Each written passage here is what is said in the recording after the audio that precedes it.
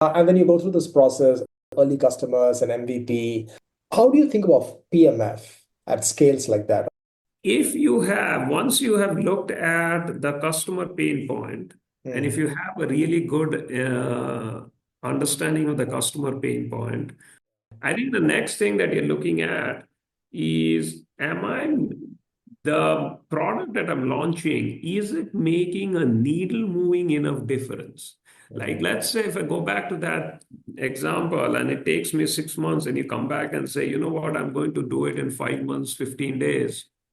That's kind of okay, but is it going to be enough for someone to switch over to you? Now, 15 days can be a lot, but I think what you're really looking for is, can I make a needle moving change? Because when you're asking people, when you're bringing off a new thing, there are two ways. One is you're bringing in a new thing and it's seamless within the existing workflow. Then you go from 6 months to 5 months, 15 days. But if I don't have to change my workflow and I'm getting an acceleration is one thing.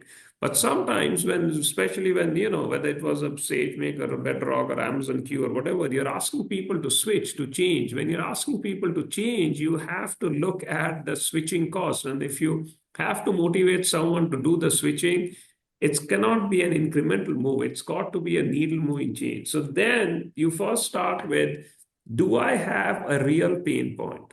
mhm, Okay. Is it real? When I say real, is it something that if I solve it, it makes a meaningful difference to the customer in terms of increasing the velocity, reducing their cost, or increasing their efficiency?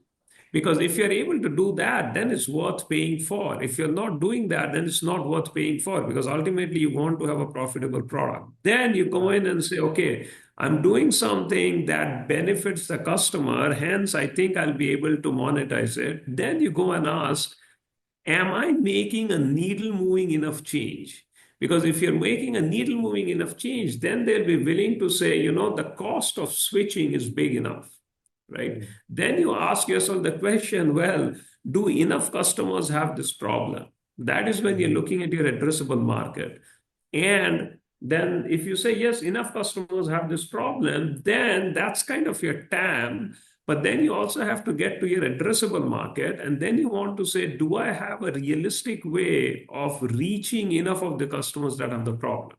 Right. So if you're answering all of these, that is when you really have a product market fit.